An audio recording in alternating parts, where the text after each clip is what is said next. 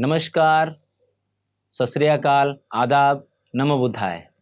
हम आवाज़ इंडिया के माध्यम से आपको देश के चुनिंदा मुद्दों पर आपको जोड़े रहते हैं। हम देख रहे हैं जिस जिस तरीके से 3 से 4 दिनों से जो देश में पॉलिटिकली और देश में एक तरीके से हम देखते हैं कि फेरबदल की राजनीति हो रही है। हम देख रहे हैं कि एक सांसद, एक विधायक यहाँ से वहाँ छलांग लगा रहा है। इसी कड़ी में हमने देखा कि सुप्रीम कोर्ट ने एसबीआई की कान खिंचाई की, जिस तरीके से उन्होंने बोला कि आपको आंकड़े देश के आगे साझा करना पड़ेगा और देश को ईसीआई जो है, इलेक्शन कमीशन ऑफ इंडिया, इनके वेबसाइट पे वो आंकड़े देना पड़ेगा। उन आंकड़ों में देश को ये पता चलेगा कि जो ट्रांजैक्शन हुआ तकरीबन 16,000 करोड़ का, इसमें से आधे से ज़्यादा पैसा यानी 60% तकरीबन ये बीजेपी ने डायरेक्ट लिया है। साथ ही साथ हम ये देखते हैं कि टीएमसी जो बंगाल से आई है, उनको भी इस इलेक्ट्रल बॉन्ड के तरीके से डोनेशन मिला है। बीजेडी जो एक उड़ीसा का जो पॉलिटिकल पार्टी है, उन्होंने भी यहाँ से ट्रांजैक्शन लिया है। और साथ ही साथ वाईएसआर जो जगनमोहन रेड्डी जी की पार्टी है, उन्होंने भी यहाँ से ट्रांजैक्शन लिया है। बीआरएस तेलंगाना, इन्होंने भी यहाँ से ट्रांजैक्शन लिया है। और कांग्रेस ने भी कुछ डोनेशन कॉरपोरेट सेक्टर से, चाहे वो देश और विदेश की जो कंपनियां हैं वहाँ से लिया है। लेकिन इसमें ज़्यादा से ज़्यादा जो शेयर है, जिस चीज़ में हमको दिख रही है कि जो तोते की जान यानी जो फंसी हुई है, उसकी जो फंसी हुई जान है, वो जो आंकड़े जब आएंगे देश के आगे, तो कौन सी पॉलिटिकल पार्टी एक तरीके से देश के आगे पूरी तरीके से खुली हो जाएगी कि उन्होंने कहाँ कहाँ पर, क्योंकि सुप्रीम कोर्ट ने इलेक्ट्रल बॉन्ड पे सख्त टिप्पणी दी है कि ये एक तरीके से ब्लैक मनी को वाइट करने का तरीका है, यानी ये एक तरीके से स्कैम है और ये गैर कानूनी है। इसी आधार पे हम देखते हैं कि सुप्रीम कोर्ट की जो तल्ख टिप्पणी आई है, तो उसमें पूरे देश में जो बदलाव है आया है। जिस तरीके से हमने देखे कि जैसे ही एसबीआई का एक तरीके से सुप्रीम कोर्ट का रिजल्ट आया और हरीश साल्वे जी जो वहाँ पे डिबेट कर रहे थे, तो हम देखे कि हरीश साल्वे जी इतने कमजोर कभी भी इतिहास में नहीं थे। वो एक छोटे से बच्चे के जैसे गिड़गिड़ा रहे थे, लेकिन उनकी एक भी बात कोर्ट ने मान्यता नहीं की। और चंद्रचूड़ सर ने जिस तरीके से फैसला किया, उन्होंने सीधा ये बात बोल दिया कि आपको आंकड़े पेश करना पड़ेगा, आपको किसी भी तरीके से आपको अपने ट्रांजैक्शन को छुपाने की कोई मोहलत नहीं है। अभी आईटी का युग है, आप इतना मोहलत कैसे मांग सकते हैं? आपको ये आंकड़े 24 घंटे के भीतर यानी आज शाम को 5 बजे तक आपको आंकड़े जाहिर करना पड़ेगा। उसके बाद हम देखते हैं कि देश में जिस तरीके से अमित शाह और मोदी जी ने मीटिंग की, मंथन की कि हम देश के लोगों को किस तरीके से गुमराह कर सकते हैं या किस तरीके से हम और कोई चीज़ देश में बदलाव लाते हैं, तो उन्होंने अपने अस्त्रों में से एक और अस्त्र निकाला, जो उनके फाइल पड़ी थी, पुरानी फाइल, सीए नाम से, सिटीजन अमेंडमेंट एक्ट।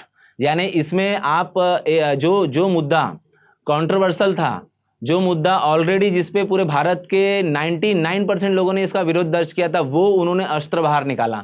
हम ये देखते हैं कि जैसे ही वो अस्त्र बाहर निकाला, तो उन्होंने साथ में अर्धसैनिक बल और जो सेंसिटिव प्लेसेस है देश की, उन जगह पे उन्होंने फोर्स और भारी बल तैनात कर दिया कि देश में एक माहौल बने। पर हम भारत की जनता इतनी समझदार हो गई है कि अभी मोदी जी की इस हथकंडों पे फंसने वाली नहीं है।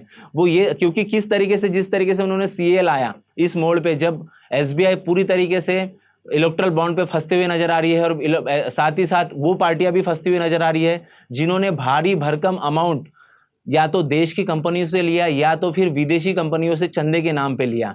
और जिस तरीके से हम देखते हैं कि सीए को मोदी गवर्नमेंट ने लाया, उसके बाद लोगों का ध्यान भटकाने के लिए, लोगों का ध्यान एक तरीके से, जिन सीए के प्रोटेस्ट के लिए लोगों ने इसको काला कानून बोला, इसको मुसलमानों के खिलाफ कानून बोला, इसीलिए देश की तमाम जनता सड़कों पे आ गई थी। तो उसी बात को एक शस्त्र के रूप में बीजेपी ने लाई है कि लोग एक तरीके से गुमराह हो जाए और वो जो इलेक्ट्रल बॉन्ड के तरीके से जो आने वाले आंकड़े हैं उनको लोग एक तरीके से ना देखे और वो सीए की तरफ टर्न हो जाए। लेकिन हम एक देखते हैं कि कांग्रेस ने भी उसी तरीके से अपना ब्रह्मास्त्र निकाला, जिस तरीके से सीए का नाम का शस्त्र बीजेपी ने निकाला। तो कांग्रेस ने एक ब्रह्मास्त्र ऐसा खेला है कि वो ग्राउंड लेवल की पॉलिटिक्स कर रही है। राहुल गांधी भारत जोड़ो यात्रा के वक्त जो भी बयानबाजी कर रहे हैं, वो देश की जनता जो भूखमरी से परेशान है, जो गरीबी से परेशान है, जो बढ़ती कीमतों से परेशान है, जो सेंट्रल गवर्नमेंट की उन स्कीम से परेशान है, जो उनके रोजमर्रा के जीवन में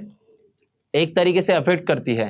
तो आज हम ये देखते हैं कि ग्राउंड लेवल की पॉलिटिक्स कांग्रेस कर रही है और इंडिया गठबंधन अंडर करंट के तरह धीरे धीरे बढ़ते हुई जा रही है। और हम एक देखते हैं कि रईसों की पॉलिटिक्स, जो कैपिटलिस्ट की पॉलिटिक्स है वो बीजेपी कर रही है, और जो SC ST OBC की बात और जो रिलीजियस माइनॉरिटी की बात राहुल गांधी कर रहे हैं, इसमें हमको फेरबदल दिख रहा है। यानी हमको ये दिख रहा है कि एनडीए के शस्त्र के आगे कांग्रेस का ब्रह्मास्त्र ये और बड़ा बलशाली होते हुए नजर आ रहा है। अब जिस तरीके से हमने ये देखा कि SBI का कोर्ट ने सीधा बोल दिया कि आपको आंकड़े साझे करने हैं, उसके बाद हम देखते हैं कि देश में भारी बदलाव हो रहा है। जो एनडीए के घटक दल है जैसा बीजेडी उड़ीसा से है, भारतीय जनता पार्टी के साथ वो गठबंधन में है, वो बीजू जनता दल पटनायक साहब की, ये एनडीए के घटक दल है। इन्होंने अभी डिक्लेरेशन ये किया कि उड़ीसा में हम बीजेपी के साथ अलग होकर लड़ेंगे। उसी के साथ साथ हम देखते हैं कि हरियाणा में जेजेपी जो पार्टी है, जननायक जनता पार्टी, आज ही हम न्यूज़ देखते हैं कि मोहनलाल खट्टर साहब इस्तीफा देते हैं। यानी एक तरीके से जिस तरीके से हम देखते हैं कि इलेक्टोरल बॉन्ड के आंकड़े आ जाएंगे तो एनडीए का सारा कुनबा बिखराव की तरफ आते हुए दिख रहा है।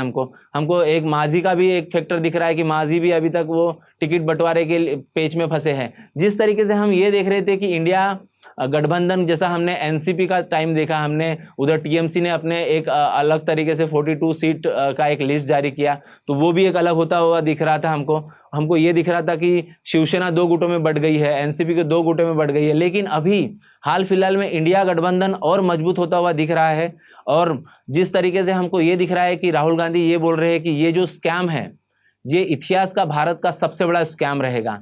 तो देश और दुनिया की ये नज़र पड़ी है कि अभी जिस तरीके से आंकड़े सामने आएंगे कि कौन सी पार्टी ने कितना चंदा लिया, और देश में हम ये देख रहे हैं कि जो भी गुजरात लॉबी है ये बैकफुट पर नजर आते हुए जाती हुई दिख रही है, और फ्रंट फुट पर अभी जिस तरीके से हम देख रहे हैं कि जो हाशिए पे समाज है, जो जो बहुजन समाज है, इनकी जो बात कर रहा है वो पार्टियां हमको आगे आती हुई दिख रही है। अभी और आने वाले वक्त में किस तरीके से फेरबदल होता है देश की पार्टियों में, इसके ऊपर भी हम नजर रखेंगे। आप बने रहिए आवाज इंडिया के साथ।